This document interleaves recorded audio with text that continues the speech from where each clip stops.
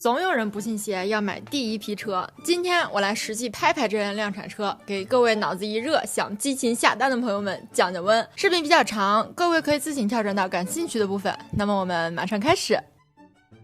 450SR 的设计风格确实打出了自己的特色，第一眼看上去起码不会让你想到其他的车，看尾灯头灯就知道这就是春风，比那些缝合怪要强得多。春风也不全是营销部嘛，真的有设计师这个职位存在的。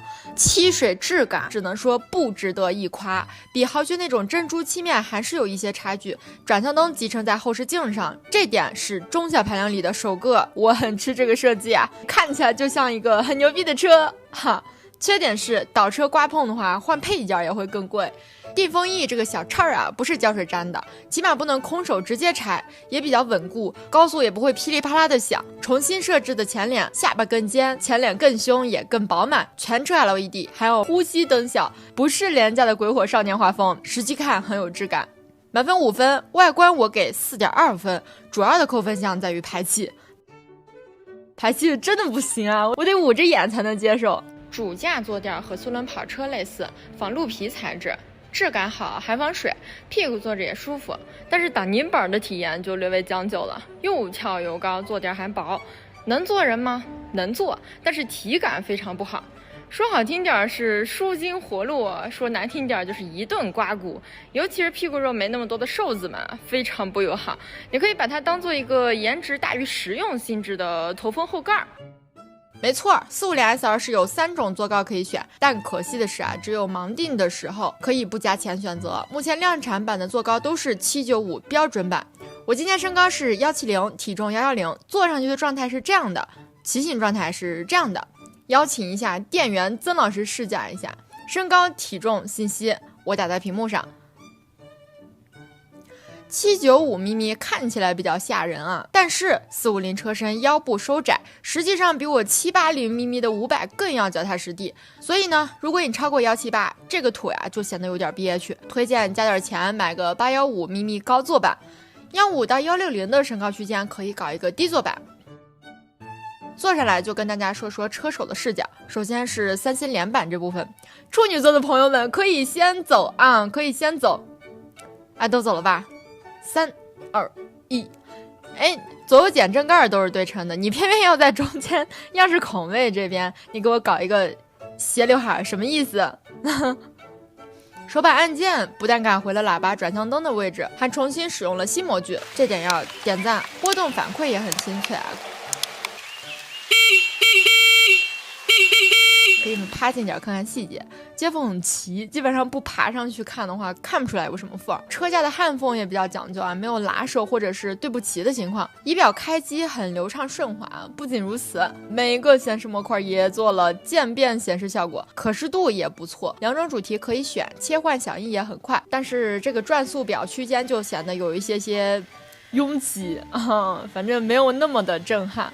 做工细节方面，全车除了油箱部分给 logo 这一块打了精油，其他还是全部都是贴纸，和250SR 一样可以直接撕下来，没什么质感，没什么进步，没什么惊喜。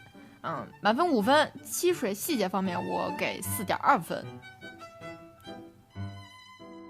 450SR 前刹车配置是320咪咪的单碟，对置4活塞 Brembo 卡钳，上泵实际上是国产的杭特，后刹配置的是220咪咪单活塞卡钳，刹车调教偏向欧洲车的调性，干净利落脆，力度调试我觉得是可以的，1根手指轻轻拉比较线性，2根手指猛点拉有撞墙感，我就喜欢这种要多少给多少的刹车力度。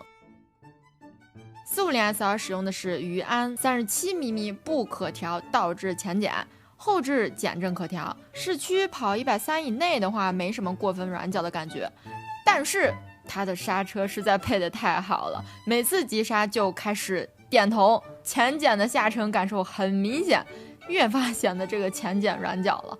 不论如何啊，起码比我的老500正置前叉要强一些。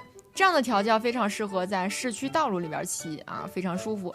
过小坑啊、减速带啊，也不会有明显打屁股的感觉。过弯只要不是70到100的速度，其实感受不出弹跳或者是不稳定的情况。其他配置方面呢，我也不多赘述，贴下图给没详细了解过的观众们浅看一下。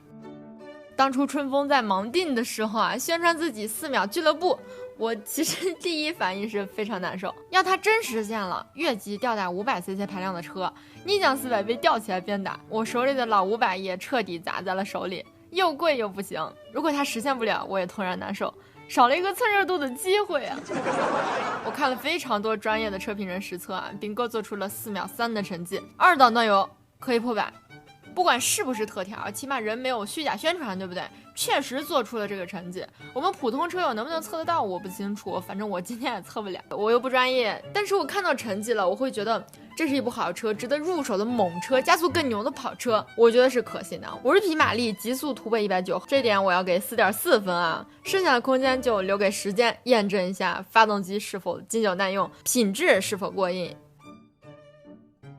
动力方面呢，我可以不负责任的说啊，老500在0-100加速方面是跑不过450 SR 的。450 SR 发动机的最大功率和本田的500R 发动机是一样的，但450 SR 的动力带偏向高转，最高转速可以攀升到12000转。500掉队的主要原因是需要2进3换挡，高转方面就略显吃亏。正常市区骑行的环境下，500在6000转速就开始绵密的震动，在2档就非常不爽。但450 SR 还可以高转继续吊着你骑，你500已经进3档了，但是我2档随便拉扯你，嗨，你气不气？450 SR 搭载是一台270度曲轴发动机，震动在实际骑行中并不明显，毕竟是个双缸嘛，再抖也抖不到哪里去。但和我500相比啊，我觉得6000转速以下，震动控制方面500要略胜一筹，更无感一些。如果有信仰加持呢，预算也比较充足的话，可以选最新22款的本田 CBR 500R， 确实发动机的稳定性能要更靠谱一些。我骑这个老500 8000公里了，除了换机油、轮胎、双闪开关之外，没什么实质上的小毛病，我连离合线都不需要调，省心靠谱，梦想之一加持，就是贵。450 SR 呢，从头到脚都是新的设计。新的技术，全新的270曲轴发动机，产能也时常告急，总会有一些心里没底的感觉。但你要看跟谁比呀？春风在同级别的国产车型来说，450 SR 可以说是重新定义了国产跑车的一线水平。试驾了之后，我觉得还是可以给个机会尝试的。配置的轮胎是正新加的刀疤，前110后150，运动型轮胎为加速和刹车效果都做了一定的贡献。今天我去测车的时候，一整天都在下雨，骑这辆车跑了5公里，也没有直线加速打滑或者是过弯扭屁股的情况。今天怎么样我说不了哈，直接引用一下李老师测试450 SR 的原话。有朋友可能会嫌弃450 SR 的这个小脚，想给搞个160的宽胎，看着更结实，屁股也更饱满一些。我个人是不太建议的，如果你想上宽胎，就需要承受更多的缺点。我推荐春风的死忠粉们勇敢冲第一批车，正是因为你们才让450 SR 拿到第一桶金。找 bug 修 bug 调节细节，我们这些韭菜我们这些优秀的车主可以帮我们测试性能。后边等半年大概率还会出高配版、单腰臂版、赛道版，但是冷静下来，我劝预算本就紧巴巴的朋友们持币观望。不管什么品牌的车，第一批车或多或少都有一些小问题啊。如果你想省心点骑车，不想修修补补的话，建议在第2、3批次车的状态稳定之后再入手。那么450 SR 适合新手朋友吗？从上手难度方面，新手朋友们掌握并不难。我个人对于换车方面的态度呢是比较保守的，提倡平稳升级，尤其是开4轮喜欢激进驾驶的朋友们，建议第一辆车是从190、250cc 过渡，再入手450 SR， 主要是怕你冲得太快容易出事儿，你知道吧？当然了，如果你天分比较好，还有一定2轮车的骑行经验，这辆车也可以作为你的入坑选择。标配前后 ABS 滑动离合，168公斤轻巧的车重，收窄的座椅也可以一定程度上降低450 SR 的上手难度。我目前账号很小，吃不了春风这口饭，这次见到车完全是靠关系，通过前辈老师搭线才联络到春风在成都的最大授权店。成都建国，争取到这次的拍摄机会。